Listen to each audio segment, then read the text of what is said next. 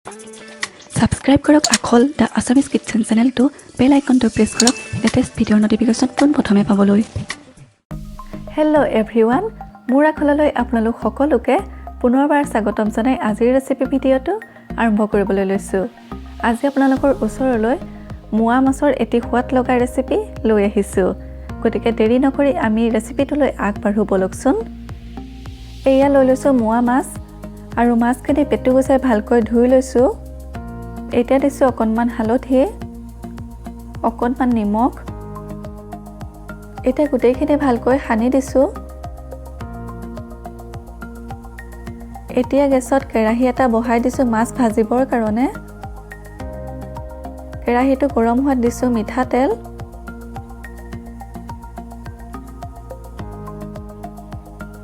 আৰু ইয়াত তেলখিনি গৰম হৈ আহিলে এতিয়া ইয়াত মাছখিনি অলপ অলপকৈ দি পেলাই ভাজি ল'ম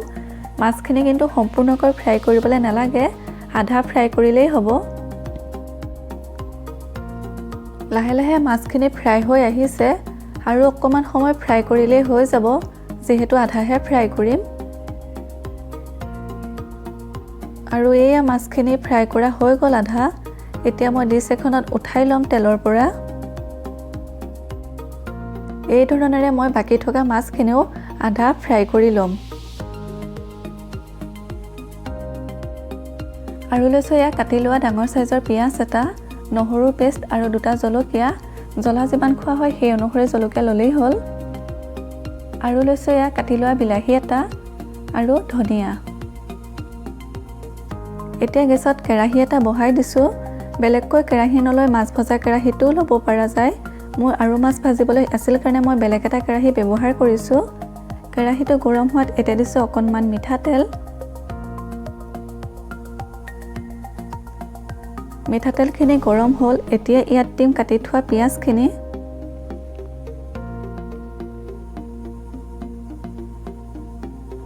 পিঁয়াজখিনি এতিয়া অলপ সময় ভাজি ল'ব লাগিব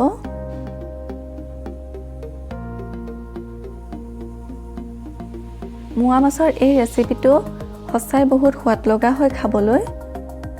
মুৱা মাছৰ সলনি যিকোনো ধৰণৰ সৰু মাছো ল'ব পৰা যায় মই মুৱা মাছ ব্যৱহাৰ কৰিছোঁ এতিয়া পিঁয়াজখিনি আৰু অলপ সময় ভাজিব লাগিব অকণমান ৰঙচুৱা হোৱালৈকে ভাজি থাকিব লাগিব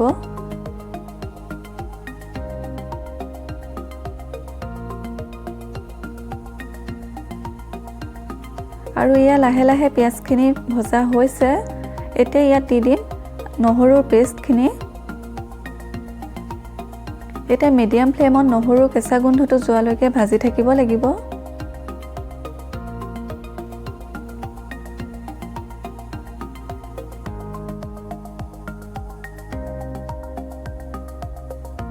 এয়া নহৰুখিনি ভজা হৈছে এতিয়া ইয়াত দিছোঁ অকণমান হালধি যেহেতু মাছখিনিটো হালধি সানিছিলোঁৱে গতিকে হালধিৰ পৰিমাণটো অকণমান কমাই দিছোঁ হালধি দিয়াৰ পিছত এতিয়া দিছোঁ অকণমান নিমখ যেহেতু মাছতো নিমখ সনা হৈছিলে সেইটো কাৰণে নিমখটো অলপ কমাই দিছোঁ ভালকৈ লৰাই দিছোঁ এতিয়া গোটেইখিনি এতিয়া ইয়াত দিব লাগিব অকণমান জিৰা গুড়ি জিৰাখিনি দিয়াৰ পিছত আকৌ লৰাই দিছোঁ ভালদৰে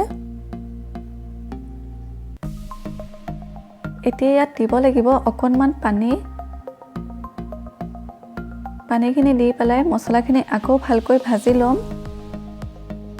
পানী দি পেলাই মছলাখিনি ভাজিলে অকণো জ্বলি যোৱাৰ চান্স নাথাকে এয়া মছলাখিনি ধুনীয়াকৈ ভাজি লোৱা হৈ গ'ল এতিয়া ইয়াত দিব লাগিব আগতীয়াকৈ কাটি থোৱা বিলাহীখিনি দি পেলাই এতিয়া ভালকৈ লৰাই থাকিব লাগিব বিলাহীখিনি আধা গলি যোৱালৈকে ভাজি থাকিব লাগিব মিডিয়াম ফ্লেমত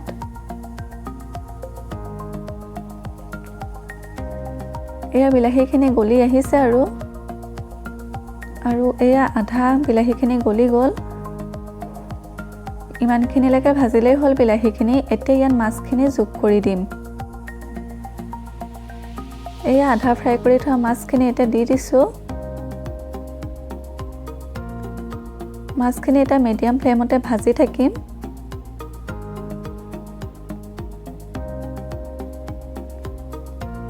এয়া গোটেইখিনি ভাজি আছোঁ এতিয়া মিডিয়াম ফ্লেমত লো টু মিডিয়ামত ভাজি থাকিলেই হ'ল দৰকাৰ পৰিলে লো কৰি দিলেও কোনো কথা নাই এনেকৈ এটা 3-4 মিনিট সময় ভাজি থাকিব লাগিব মাছখিনি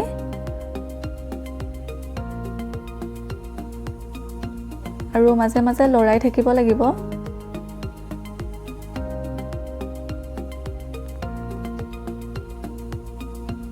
এই অলপ সময় ভজাৰ পিছত এতিয়া দি দিছো অকণমান পানীখিনি দি পেলাই আকৌ ভালকৈ এতিয়া লৰাই দিম এতিয়া ফ্লেমটো মিডিয়ামতে ৰাখিব লাগিব পানী দিয়াৰ পিছত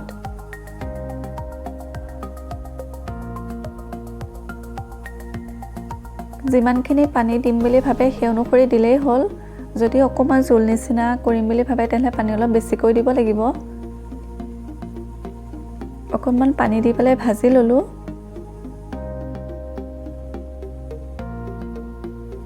পানীখিনি লাহে লাহে শুকাই আহিছে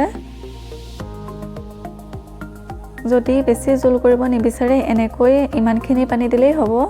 যদি আৰু অকণমান জোল কৰিব বিচাৰে তেন্তে আৰু অকণমান পানী দিলে হ'ল মই আৰু অকণমান পানী দি দিছো এতিয়া পানীখিনি দি পেলাই আকৌ ভাজি আছো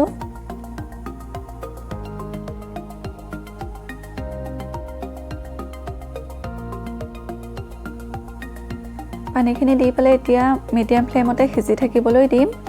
আৰু জলকীয়াটো একেবাৰে শেষত ব্যৱহাৰ কৰিম কেঁচা জলকীয়াটো শেষত ব্যৱহাৰ কৰিলে কেঁচা জলকীয়াৰ ধুনীয়া ফ্লেভাৰটো মাছত সোমাই যায় এয়া শেষত এতিয়া মই জলকীয়া দি দিছো আগতীয়াকৈ জলকীয়াটো দিলে কেঁচা গোন্ধটো জলকীয়াৰ নাইকিয়া হৈ যায় সেইটো কাৰণে শেষত দিব লাগে যাতে কেঁচা জলকীয়াৰ ধুনীয়া গোন্ধটো থাকি যায় জলকীয়া দি পেলাই আকৌ ভালকৈ লৰাই দিছো আৰু এতিয়া ইয়াত দিব লাগিব কাটি থোৱা ধনিয়া দি পেলাই আকৌ ভালকৈ লৰাই দিম ধনিয়াখিনি দিয়াৰ পিছত আৰু 2 মিনিট মান সময় ভাজি থাকিবলৈ লাগিব ধনিয়াখিনি ভালকৈ সিজি যোৱালৈকে